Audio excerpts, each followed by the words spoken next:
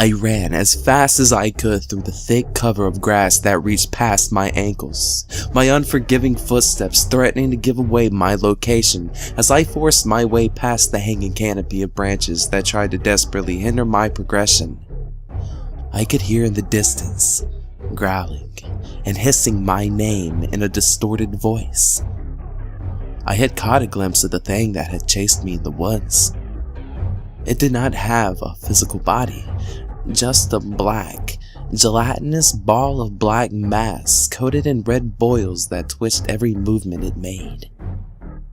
It grew closer, its massive build swallowing up the encompassing shrubs that surrounded us.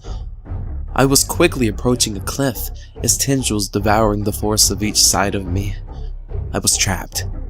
I took notice in the peripherals of my vision one of the participants. He was staring blankly at the creature. His eyes filled to the brim with terror.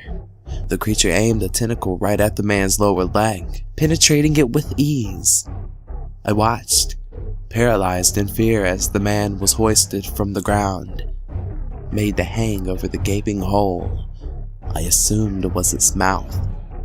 I quickly thought on my feet, grabbing a nearby basketball-sized boulder and chucking it in the creature's direction. It growled deafeningly. I covered my ears as the sound pierced through them, microwaving my brain from the inside. Before I knew it, I was lifted off the ground, a sharp pain igniting in my lower thigh. The inside of his mouth was filled with rotating, bladed razors, their ears splitting, screeching more deafening than the creature's roar. Come on, wake up! I screamed to myself. The tensioning descent into the monster's gaping mouth made peeing my pants inevitable. In one final attempt to force myself awake, I grabbed hold of my finger, driving it back until I heard an audible pop, followed by the flow of a crippling twinge. I was jolted awake from my pain in my finger, and crippled even more by the inflaming pain in my right thigh. I had no choice but to ignore it though. I had to act fast. I bolted from my bed to the one of the man from my dream. I shook him violently, frantically trying to free him from the grip of that horrifying nightmare. Eventually, he woke up with a gasp, breathing heavily and sweating profusely. He looked up at me with a gratified expression. Questions boiled on my lips as I desperately wanted to ask him what the hell was that thing. I have never dreamed of it before, so I knew it was his dream, not mine.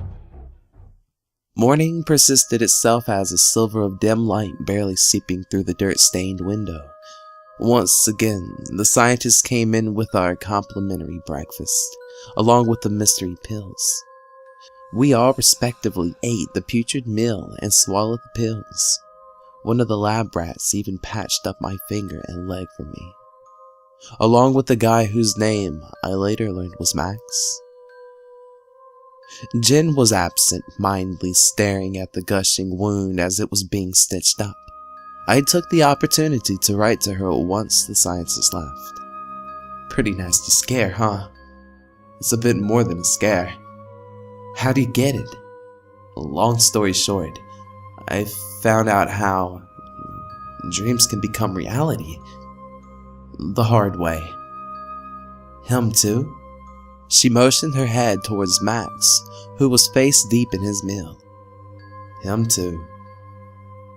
She thought for a moment, her pen hovering above the notepad. You really think the money we'll give for this is worth what we're going through? Maybe not. But the college student loans and absence of a full-time job says otherwise for me. The night spent in the space, dimly lit room was disorienting at best. I felt like I was trapped in some zoo-esque cage put on display for a bunch of science nerds.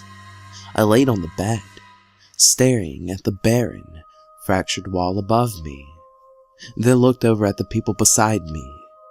One male, one female.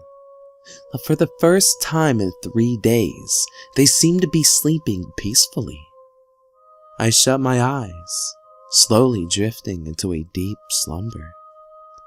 For a while, my dreams were progressing normally, being reminiscent of those I had after my 12-year-old rehabilitation. The typical Freddy Krueger and Jason horror mashups, I usually got those to cease. I even dreamed of marrying Jen. We had 2 children and lived in one of those upper middle class white picket fence houses you see in the magazines. Just when I was enjoying the satisfaction of the married life, I was jolted awake by a blood-curdling scream. It was Jen. Standing there, towering over her bed, was Max. He stared down at her with an empty expression, his hands bloodied, and black smoke-like aura fluttered around him. I took notice of his eyes. They were gouged out, clutched tightly in his hand. I got up from my bed, slowly limping towards him, careful not to alert him of my ever-growing presence. Without warning, he unfurled his lips.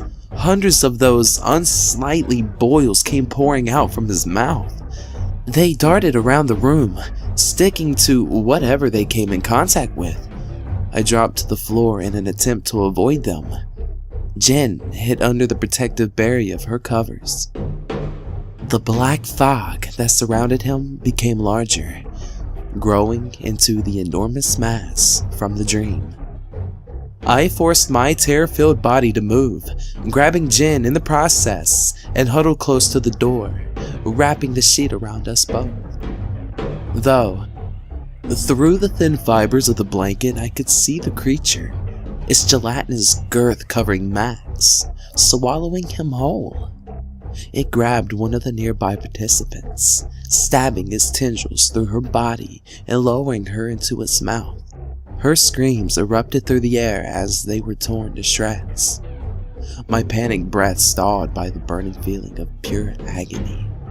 With one final tear of the flesh, the black mass vanished, taking Max and the other participant with it. I slowly removed the blanket, hoisting myself and Jen off the cold, grime-streaked floor. The only other remaining participants crawled from under one of the beds and looked at us with utter dismay. The air was gripped by the stench of death. A thick, murky gloom permeated the area. Jen's question ricocheted through my mind, and I was beginning to wonder if any of this was really worth it.